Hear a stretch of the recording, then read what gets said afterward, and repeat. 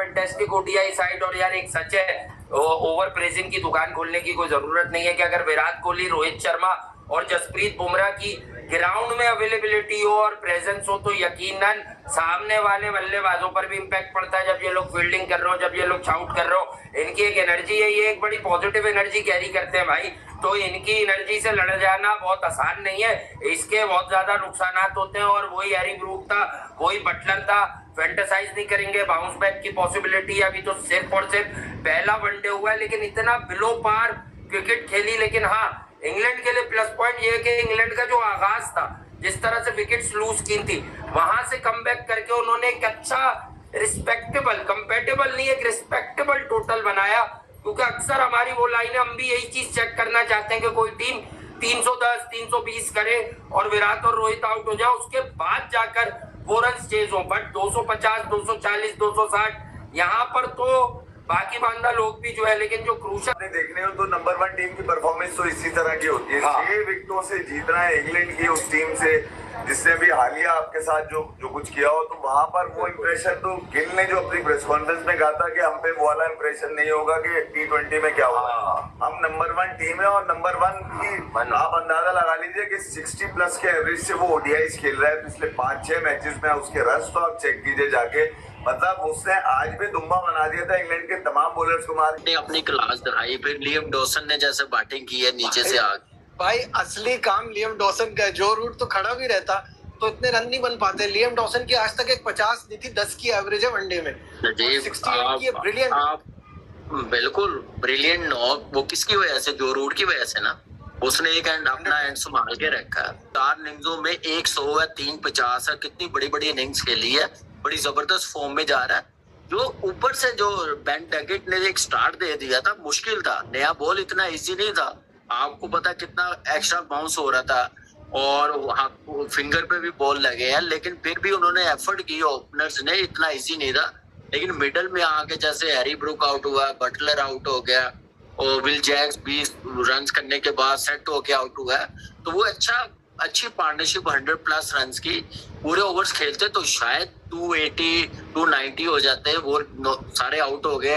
अभी 2 overs 13 ball पड़े हुए थे, जो रूट 75 पे था, तो वो रन उसने खींच जाने थे। लेकिन क्रेडिट गोज टू बॉलिंग, जैसे उन्होंने बॉलिंग की है, जैसे बॉल करने चाहिए थे वैसे बॉल किए हैं। देखिए सीनियर अपनी किस्मत तो साल लेके आए हैं वो, लेकिन जो इम्पैक्ट जो चाहिए था इंडियन टीम को, डोमिनेट वाली परफॉर्मेंस, वो उन्होंने दिखाया।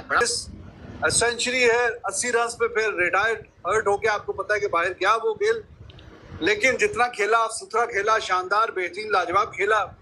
और एंड में फिर बापू भैया with the ball and with the bat, he was amazing, he was sensational. He took 4 last wickets, वो भी वाइटल, ये सारी विकेटें वाइटल होती हैं। और फिर बैटिंग में जब जरूरत थी एक अच्छी पार्टनरशिप डालने की, तो Akshar Patel, he was too good. Washington Sundar ने भी अच्छा खेला, no doubt about it, but Akshar Patel with the ball, with the bat, and he's a strong contender for the player of the match। और बहुत बेहतरीन परफॉर्मेंस दिखाई है, 52 पे 57 नॉट आउट, 5 चौके 1 छक्का और 4 खिलाड़ी भी आउट किए हैं।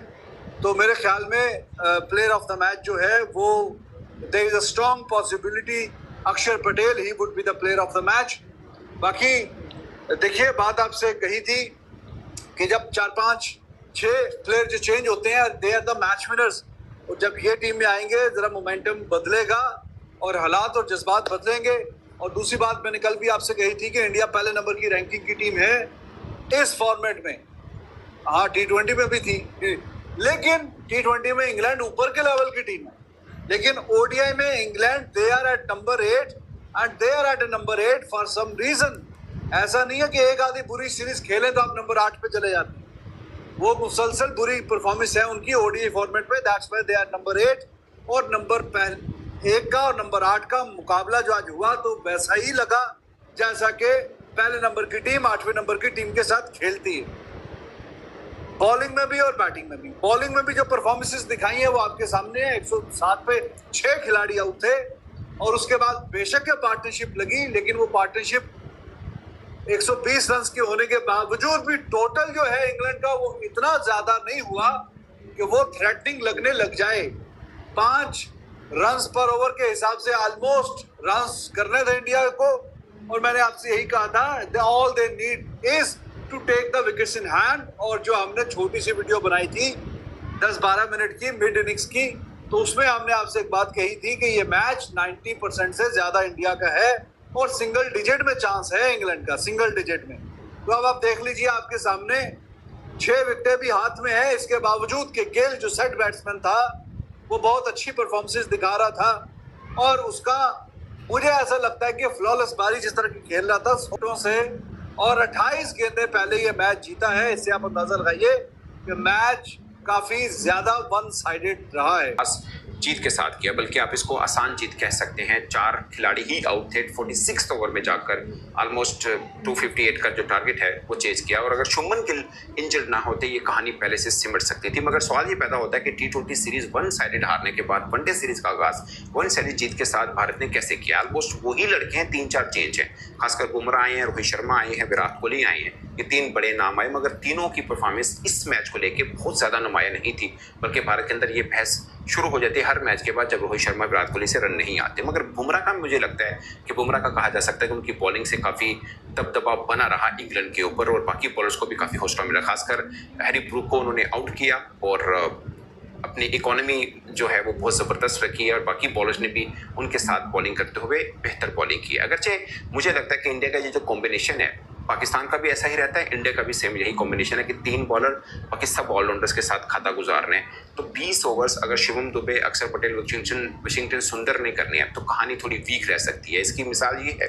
कि 61 पर कोई आउट नहीं था, फिर 85 के ऊपर 5 आउट हो गए, 80 पे बल्कि 5 आउट हुए, फिर उसके बाद 107 पे शायद 6 आउट हुए थे, फिर 121 रन की पार्टनरशिप लगी थी इंग्लैंड की और 121 रन से 226 तक गए थे। शायद एक रेगुलर बॉलर साथ में होता तो 150 पौने 200 के ऊपर भी कहानी सिमट सकती थी। मगर अक्षर पटेल ने आउट किया 62 रन देकर, जो कि उनकी वनडे के अंदर बेस्ट बॉलिंग परफॉर्मेंस आप कह सकते हैं। वैसे हारा, लेकिन इस बीच में इस मैदान के अंदर 7 लगातार जीत ली थी और ओवरऑल भी बहुत ज़बरदस्त जो है वो इंग्लैंड की क्रिकेट चल रही है। मगर इंडिया के खिलाफ ये उनके आखिरी 6 वनडे मैच में 6ठी लगातार हार है, यानी एक भी मैच नहीं जीत पाए हैं। सो आता थोड़ा बेहतर है। अगर T20 वर्ल्ड कप से पहले हमने देखा कि न्यूजीलैंड के खिलाफ अपने ही घर में एक वीक न्यूजीलैंड टीम से हारे थे, T20 जीते, फिर T20 वर्ल्ड कप भी जीते, उसके बाद वनडे सीरीज अफगानिस्तान के साथ खेली है और अब ये इंग्लैंड के साथ खेल रहे हैं। अब बहस ये दोबारा से शुरू हो जाएगी कि रोहित शर्मा, क्योंकि विराट कोहली ने तो IPL के अंदर भी रन किया, उससे पहले भी लगातार रन कर रहे हैं, अच्छा सेकंड हाईएस्ट रन गेटर 1 साल के अंदर रोहित शर्मा है, मगर उनके ऊपर हमेशा ये बहस रहती है। खासकर इंडियन मीडिया भी ये कहता है कि रोहित शर्मा क्या वर्ल्ड कप के लिए हो सकते हैं, क्योंकि इंडिया क्रिकेट की हिस्ट्री को देखा जाए तो वनडे फॉर्मेट के सबसे बुजुर्ग बैटर आप इसको कह सकते हैं, ओल्डेस्ट क्रिकेटर आप से प्रेडिक्शन सिरा मैं आज मैच में एक प्रेडिक्शन जो है वो क्रॉस चेक करके फिर वो ठीक साबित हुई है। तो पहले तो आपके लिए बहुत सारी क्लैपिंग। Thank you. और ऑन द अदर साइड कैसा फील कर रहे हैं? जी राजीव, वेलकम जी। आपकी मदर कैसी हैं? वो आई होप ठीक होंगी। मतलब ये हुआ कि बड़े दिनों बाद ना, देखिए वही फर्क आ रहा था जितनी बात है। मेरे शार्प टूट गया। शार्प टूटा वो असल में बड़े दिनों से ना एक बात चल रही थी और बात हम बात कर रहे थे, तो वो यही थी कि जी टीम नजर नहीं आ रही। जी मैं बार कह रहा था आज टीम नजर आई। अच्छा आप ये देखिए 2-3 फैक्टर बड़े नजर आए। आपने देखा है कि जिस वक्त वो टीम अंदर आई है उनकी एनर्जी फर्क थी। मैं चीजों को थोड़ा सा फर्क देख रहा होता हूँ, आपको पता है मेरे मिजाज का। फिर जिस तरह इलेक्ट्रीफाइंग था, कोहली जिस तरह कवर्स में फील्डिंग कर रहा था और वो पूरी एक एनर्जी शो कर रहा था, फील्डिंग कर रहा था, थ्रो कर रहा था, हंस रहा था, इर्द गिर्द एक ना पॉजिटिविटी फैला रहा था। अच्छा फिर दूसरा ये है कि आज वही टीम थी, उस टीम में वही अक्षर था, वही अपना वाशिंगटन सुंदर था, जो मैं बार सर पे हाथ रख के कह रहा था कि इसको ओडीआई खिलाओ, ओडीआई का है। एग्जैक्टली।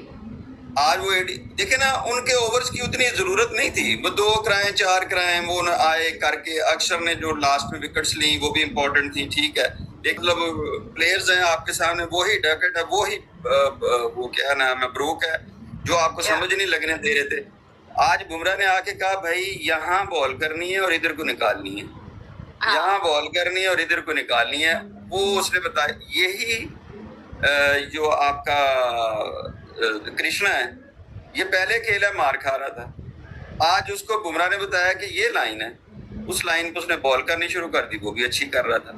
Exactly. ये होता है सीनियर प्लेयर का फर्क, जो मैं आपको कह रहा था कि बुमराह दरमियान में आएगा तो ये ऊपर नीचे वाले बॉलिंग भी ठीक करना शुरू कर देंगे, उसकी प्रेजेंस का फर्क आता है। इसी तरह कोई स्कोर नहीं किया कोहली ने, कोई स्कोर नहीं किया रोहित ने, टीम नजर आनी शुरू होगी।